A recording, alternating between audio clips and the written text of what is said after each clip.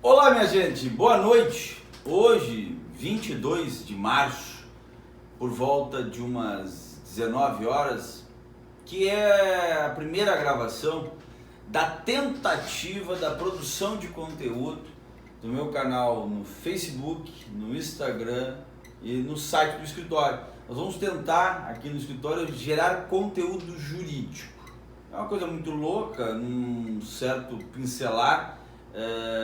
Quem dera que nós conseguíssemos fazer com que os problemas, as mazelas jurídicas pudessem ter a mesma audiência que as audiências dos programas humorísticos de entretenimento. É tão importante saber o que está acontecendo e saber corretamente o que está acontecendo.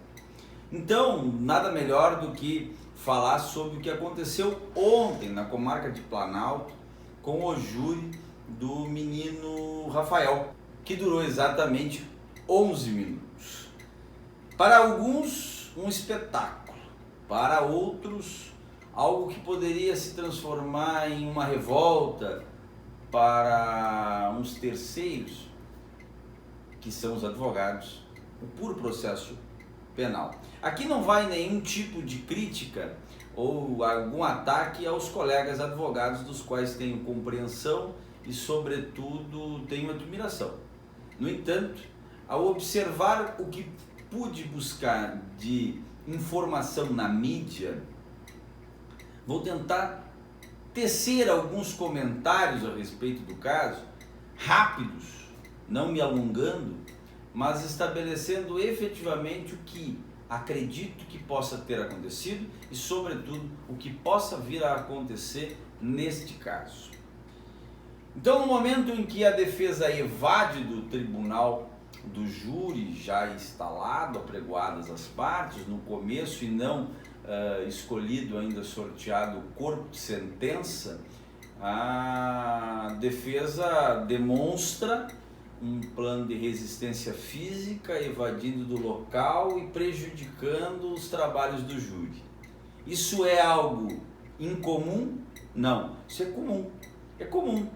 Por que é comum? Quando há um ato de despotismo, de abuso de autoridade flagrante, de atentado às garantias constitucionais da pessoa humana, tuteladas lá no artigo 5º da Constituição Federal, quando é tolhido e cerceado o direito de defesa, o amplo e geral direito de defesa, quando não é dado o contraditório, a gente evade, a gente sai fora. Não vai deixar que o Estado, com a sua mão pesada, forte, possa, então, se sobrepor àquele acusado ali, embora ele possa ter cometido qualquer tipo de crime, e eu intimamente não vou falar sobre o mérito do caso, não vou falar sobre o crime cometido, que é um crime hediondo, odioso, né?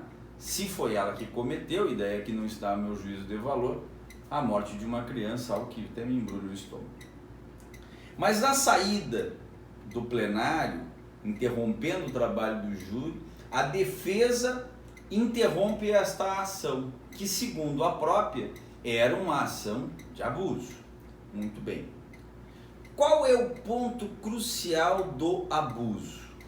A existência de uma gravação colhida em sede de inquérito policial do telefone do pai, onde supostamente a criança morta teria ligado para o pai e, numa gravação de 5 segundos, teria dito algo do gênero: ela está ainda falando com a minha mãe, no dia seguinte ao dia que foi dado como morto, ou seja, no dia 15 de maio, sendo que foi tratado como morto no dia 14 de maio. Essa prova já estava nos autos, já estava no alvo processual. Muito bem. Ela não foi incluída no processo para instruir o júri, algo que pode ser feito. Algo que pode ser feito em prazo estabelecido no preparo do júri, onde se atribui as testemunhas, no máximo de 5, os documentos e eventuais instrumentos a serem julgados no plenário, artigo 422. Portanto, Se a prova fosse apresentada, uma prova manifestamente ilegal, uma prova nova ao processo fosse apresentada, fosse deletéria a defesa, fosse venenosa a defesa, evidentemente que a nulidade estava posta ali e muito provavelmente o advogado poderia fazer uso. Por exemplo, se a prova fosse nova e não fosse dada vista à defesa para que a defesa pudesse apresentar contraprova, se essa prova fosse manifestamente nula, se existisse uma prova que efetivamente estabelecesse o rol de nulidades atribuídas, né, ali no artigo 464 e seguintes. Não é o caso. Não é o caso. O caso é que existe materialidade. No crime nós precisamos nos preocupar com dois efeitos fundamentais: autoria e materialidade. Autoria é quem matou. Materialidade é o morto, a pessoa morta. Então, segundo consta, caso Elisa Samúdio, por exemplo, foi julgado, né, sem corpo. E então não tinha materialidade, a materialidade era suposta materialidade. Não houve confissão, não tinha corpo. Que é o caso, por exemplo, dos irmãos Naves, lá da questão dos idos de 1930, depois o sujeito apareceu. O defunto apareceu. Os coitados foram julgados, me parece que 3 ou 4 júris. Então é muito perigoso isso. Tem que ter materialidade, tem que ter o morto, ou o que foi tentado ser morto. É fundamental isso. E a autoria, quem matou. Nesse caso, esse quadro guarda uma peculiaridade muito grande, porque a autora, segundo o Ministério Público, tem 4 versões para o caso. 4. Né? E uma delas é assumir que matou. Ela fez a reconstituição do crime. Ela disse como matou. Então, a defesa estaria talvez impedindo, fazendo uma novidade na plenitude de defesa, que é negar a autoria de ré confessa. Ou seja, como se dissesse para ré, tu confessasse, mas não foi tu. Né? Isso é muito bonito para as piadas de advogado. No caso concreto é muito triste, porque há uma expectativa da sociedade, o júri popular, ele é uma expectativa, e por isso público, e por isso televisado, e por isso ao vivo no YouTube. Então, em uma cobertura vasta das televisões. Por isso, cuidado. Eu sou um pouco avesso. Embora esteja usando esse canal do YouTube para manifestação e talvez a procura de uma notoriedade, a justiça é muito perigosa. A notoriedade da justiça é muito perigosa. Uma câmera para difusão, ela transforma as pessoas. Ela faz com que as pessoas queiram forçar efetivamente uma notoriedade. E não estou dizendo que isso aconteceu lá, mas sou contra totalmente os julgamentos que são notórios, os julgamentos que aparecem na televisão ao vivo, incluindo TV Justiça, inclusive o Supremo Tribunal Federal, porque joga para a torcida, em vez de jogar para os autos. O que aconteceria ali? Aconteceria então uma prova indiciária que não foi dada nenhuma importância, e na abertura da sessão de julgamento do júri há um apontamento de nulidade, há um pedido de diligência para perícia daquilo, totalmente destemporâneo. Por que destemporâneo? Porque era uma prova já existente no processo. Era uma prova que teve momento oportuno para ser arguída a nulidade relativa, para ser pedida a perícia, para ser pedida a reconstituição, para fazer todos os pedidos necessários para ver a veracidade disso. Que foi a defesa, que é a mesma defesa que apresentou a defesa preliminar, depois em sede de instrução, teve até as alegações para pronúncia, para manifestar esta eventual prova ilegal ou prova oposta feita pelo Ministério Público contra a própria acusação. É uma temeridade fazer isso, porque se todo o júri em que a defesa pedir um requerimento, fazer um requerimento ou algum tipo de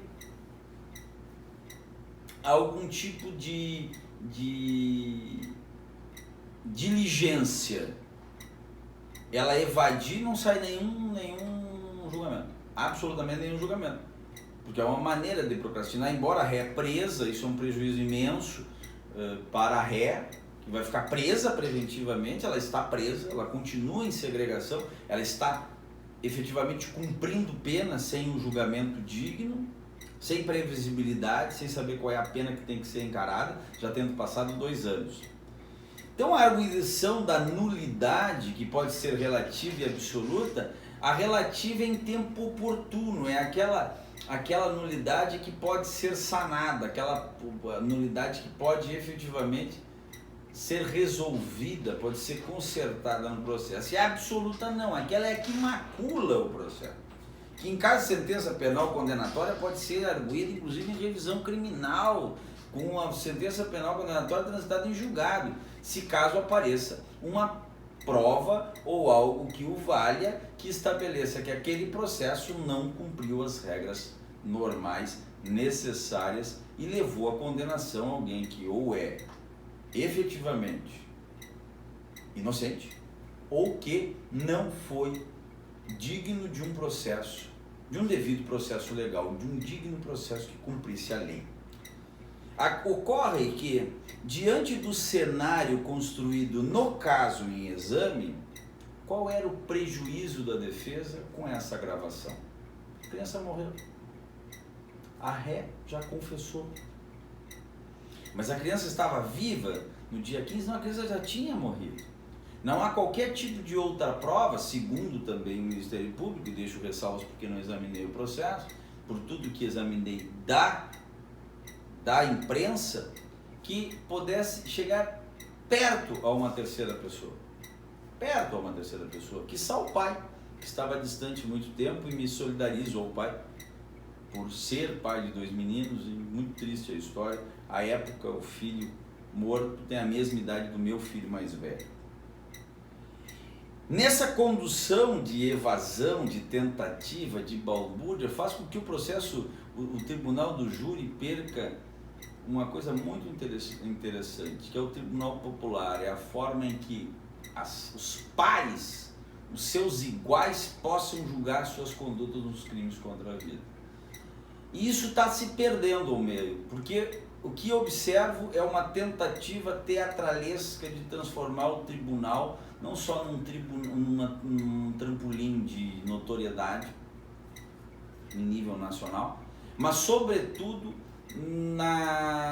no trafegar meio pela contramão, para não dizer à margem da estrada da lei.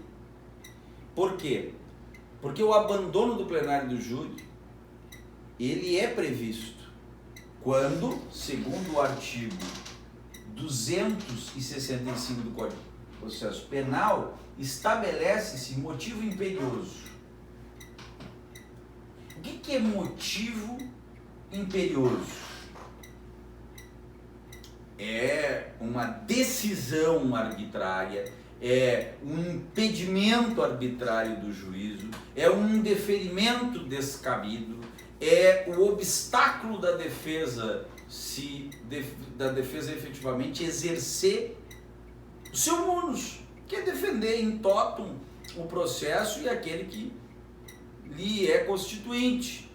Por exemplo, é caso de abandono de plenário de júri e não cabe multa, o réu do qual o Poder Judiciário não autoriza a retirada das algemas na entrada da sala do julgamento.